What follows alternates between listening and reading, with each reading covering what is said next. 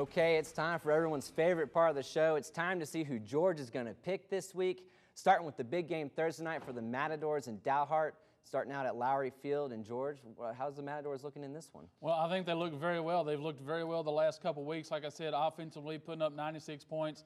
Had 460 yards last week, 509 yards the week before that. So whatever they've done offensively to simplify things has worked very, very well. Running the football very well. Deverick Stubblefield has played well the last 2 weeks at quarterback, but they're playing well defensively.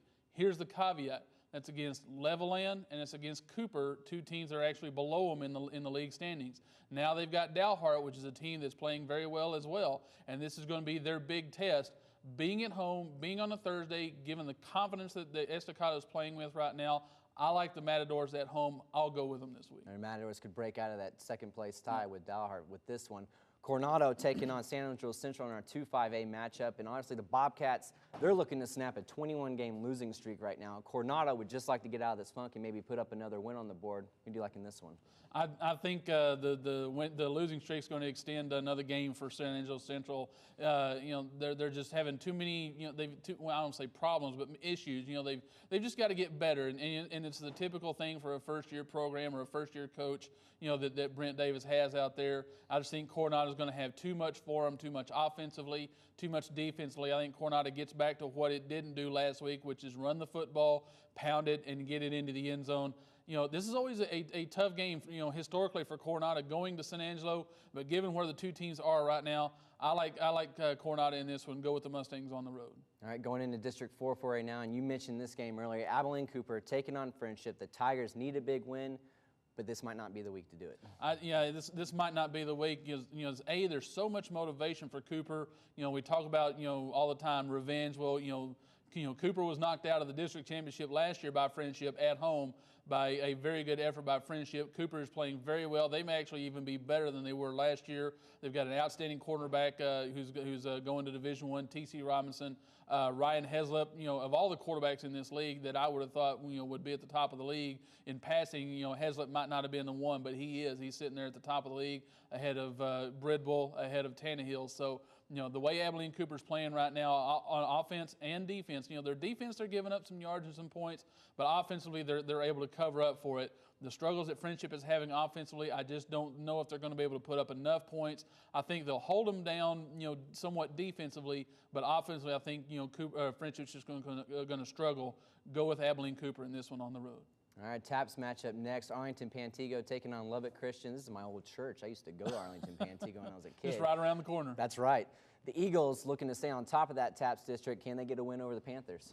If I don't pick Pantego, am I going to get a call from the higher ups out there? You might get a call from one of my old buddies that won a state title there. Well, I don't know if they'll win a state title this year, but I don't think they'll win this one. I think Lubbock Christian playing very well coming out of the break. Like I said, they routed Carrollton Prince of Peace, which obviously they should have on the road. But this is interesting. This will kind of create a Lubbock Christian win would kind of create a three-way tie for first place in this one.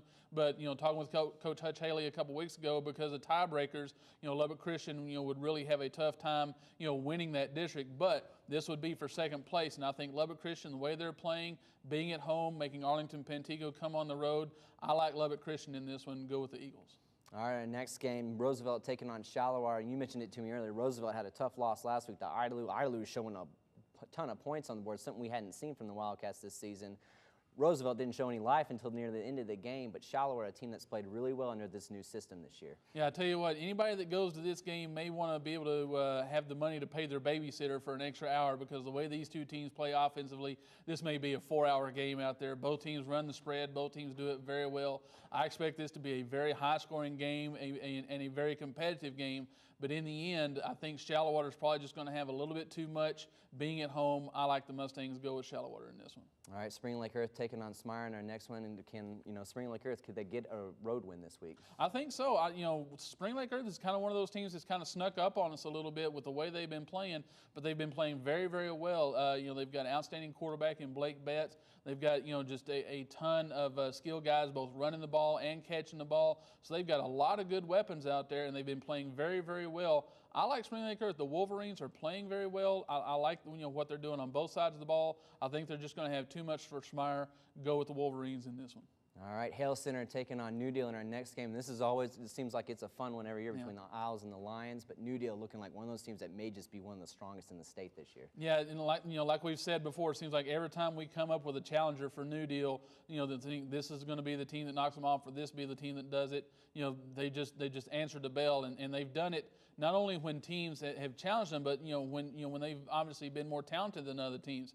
I'm not saying that Hale Center is that, but New Deal is maybe a step or two above everybody else in this district, and I just don't think Hale Center is going to be able to put up enough points, especially with the way that New Deal's playing defense, only allowing about 60 yards a game. New Deal is the complete package this year. I like the Lions in this one at home. I think that's it. No, there's one more game going. I think what, there's did one we miss more. something?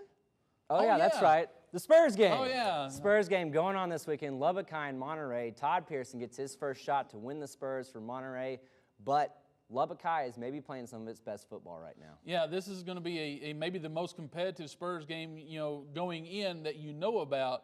In quite some time. There's games that have turned out that way. Lubbock High winning a couple of years ago. Monterey coming back and winning last year.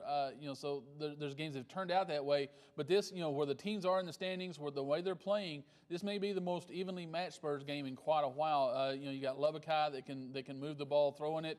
You got Monterey that can move the ball, running it out of that spread. I think this is going to actually come down to defense. Which team can find the defense to be able to stop the other one? Monterey's kind of been stopping itself a little bit. Lubbock High, can stop some teams when they make the plays. I think this is going to be a very, very even football game. I think it's going to be probably you're talking about a 30-point game for the winner.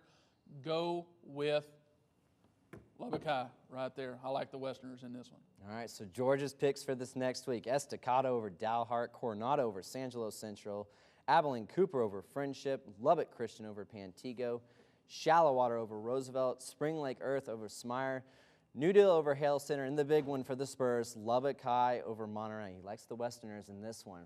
That's all the time we have this week. Be sure to tune in to LISD TV for more football fever and Friday night football. You can also check back at LISD.TV for all the scheduled times of all your replay games.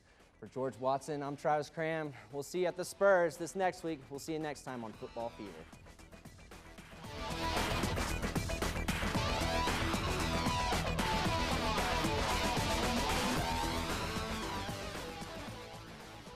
You got a narrow head, though. You know what? This isn't a bad fit right here. I still got some eligibility left. No, I don't. No ear pads in this one. See, that's as far as I can get on it. Do we just need to do the thing where you just like butt heads like in the middle of the thing? Let me see if I could have gotten it. I doubt I could. Oh, dude, this one's tight on me. I have a tiny head, that's too. so narrow. I can already tell I wouldn't have been able. Yeah. It'd have taken me too daggum long. We'd have had to stop tape and do everything else.